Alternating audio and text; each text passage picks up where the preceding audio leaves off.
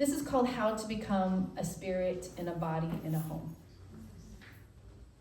There, the body soaks up the humidity, comes back to life, hair and skin richer.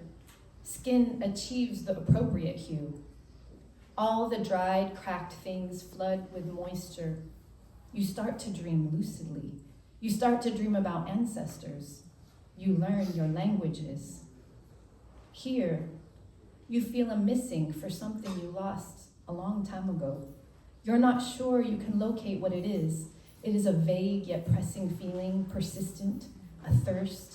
You can never drink enough water. There's a dryness at the back of the throat, a mysterious cough. You are in the wrong atmosphere, the wrong humidity level. Something is gravely wrong. You feel wrong in your skin. You feel your weight is wrong. You eat foods to make you feel your own gravity. You are wrong in your own tongue. You open your mouth and a foreign sound comes out. This clunky and oppressive form of communication floods your throat, your mouth cavity like cement. This clunky, it is a language that is not kind to you, not kind to your people. You try another language. Now you can speak to other people who were colonized by Spain, and something feels in place. You try to study the languages of your parents, ask them to speak to you and your son in their tongues from Las Filipinas. Even then it comes out broken and mixed with English. But you want it undiluted, to undilute what was diluted long ago.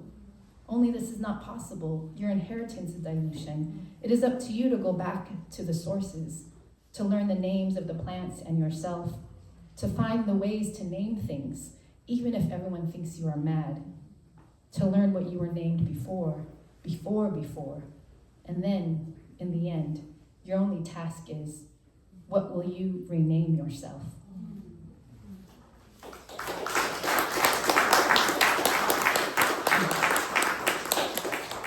My son's giving me a funny face. The cameraman. He said he didn't want to. He's like, I don't want to talk. I said, you don't have to talk in front of everybody. So this one, okay, I'm going to practice the habit most. Okay. Good job, cameraman. I have poems for you at the end. This starts with, okay, now let's see. Okay, so. This is called We Come Swimming, and he's not gonna do that. Okay, no worries, okay? Okay. Last one. Okay. I hope I don't have the peanut gallery the whole rest of this short set. All right, so I'll just read the quote. It's from a port of this island. About 70 canoes came out, each containing 3 men or thereabout, while some came swimming and others on logs. They had fine teeth, eyes, mouth, hands and feet, and beautiful long flowing hair. Indeed, for barbarous people, naked and of so little reason, one could not restrain himself at the sight of them from thanking God for having created them. And that's from Antonio de Morga, History of the Philippine Islands, 1609. What I was going to say is I'm trying to memorize this one, so we shall see. And also it's trilingual, and so you will understand it depending on what you speak. And also I am, yes, that's all I'm going to say. We come in boats, or we come swimming. We come in boats, or we come swimming. Ipinanganak namin sa ilalim ng dagat. Bangka, take me home. We were born with fins, we come swimming. We were born with gills, we come swimming. Ipinanganak namin sa ilalim ng dagat. Bangka, take me home. Nacimos con aletas, nadando. Nacimos con branquias, nadando. Ipinanganak namin sa ilalim ng dagat.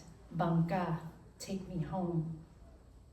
Venimos en botes o nadando. Venimos en barcos o nadando. En nuestros cuerpos, nadando. Bangka, take me home. Venimos en botes y viviendo. Venimos en barcos y viviendo. En nuestros cuerpos, viviendo. Bangka, balicantayo al mar profundo. Regresemos al mar, sa ilalim ng dagat. Bangka, take me home.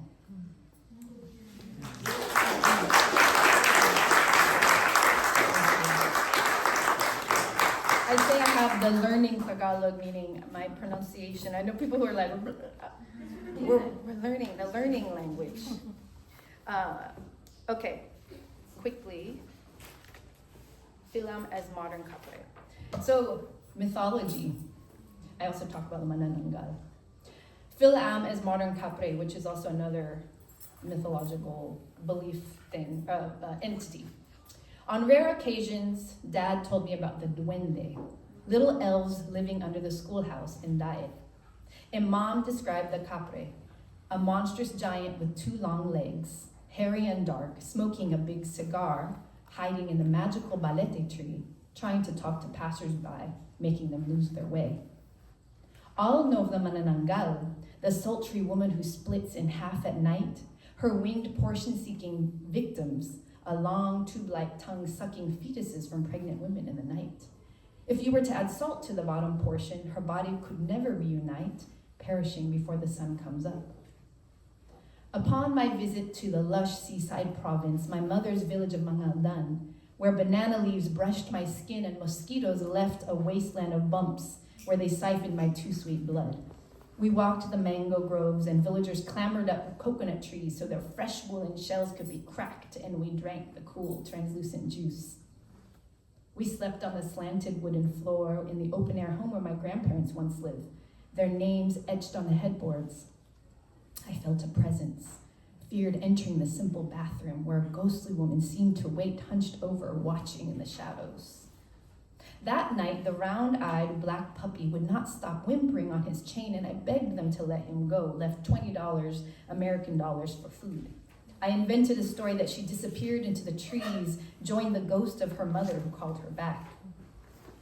In those animated groves and unpaved roads, where villagers shuffled in chinelas, vendors cried taho or saging as they wheeled by in squeaky carts, we American-born lumbered like giants. I was the myth come alive, that monster born on US soil, come back larger boned, tall and overly fed, in thick cotton clothes, while slim villagers wore imitation Nike t-shirts and waited for the taped up balikbayan boxes bursting with American goods. There was no hiding, though I hunched in my baggy t-shirt, and our tinted window van announced us on each muddy path. I imagined myself into my mother's childhood, asking tabi po of the spirits as I stepped into the buzzing woods, warned that we should not go out at noon because the nuno roamed then. I imagined the moist air thick with living things, each fly, each flower, each worm underfoot, an encanto. I was the Westerner, a foreign-born creature come to seek her origins, a modern kapre, muscled and fleshy, no longer in sync with the land, unable to tell when a storm is coming, when the spirits are high, when to ask permission, and of whom.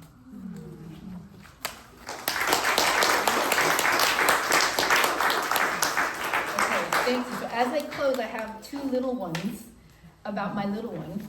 Hopefully I didn't invoke him to, okay, he might not notice. Let me just keep going. This is called First Ultrasound of a Trickster. It's like this short. So, more mythological, more like folkloric and religious belief. It's about this, a lot of this likens my son to the Santo Niño, which is like the Santo Niño, and his father is Cuban, and so there's a lot about the Santo Niño, who's like elegua, and he's like a trickster. But in the Philippine version, it's also a little, somebody who plays in the waters and has a childlike energy, so I thought this is who he is. First ultrasound of a trickster. What did you sound like that first time? A flutter, the wings of a furious butterfly, thrum of a colibri. Twice my heart's speed, yours, a life force undeniable.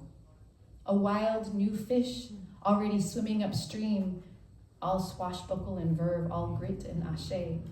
Already, my Santo Niño, playing in my waters, opening the way.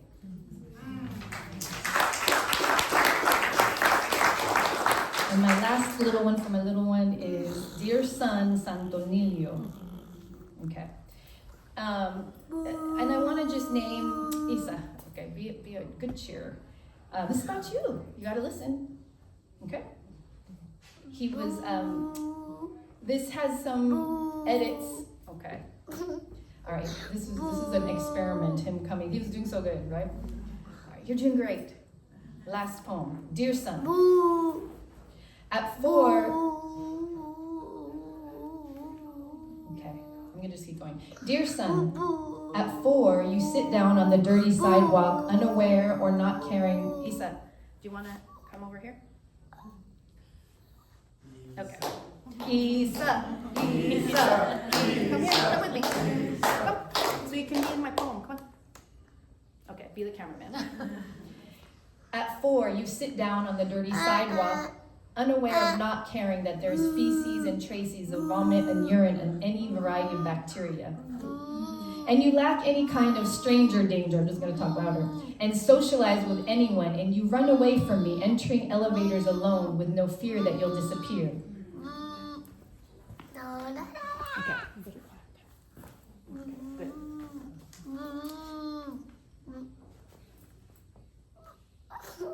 Okay. I'm not going to be able to go until you go. You be quiet first. Performance with including disciplining. We're not going to the video game place. Okay, let me finish. It's so short. Now this is what we gotta do. Gotta do. Okay, we're not gonna go if you don't be quiet. Okay. And you run away from me, entering elevators alone with no fear you'll disappear. Now you say you will protect me if anyone tries to hurt me, and I don't doubt it. That you feel so safe and gregarious is testimony to being cared for, and that since you were a baby, you leaped into many people's arms, both out of my desire for collective care and necessity. I wanted to be sure you would not become fearful because of any ideas I may have planted, or the persistence of genocide, or the daily death and destruction we allow you to inherit, or general disease and chaos of the world. Now it's time to fear a little bit as a brown boy must. Lord knows I'll be a shark when the need arises, but would I? Yes, I would rather play in the waters with you, unburdened by the weight of vigilance. Thank you.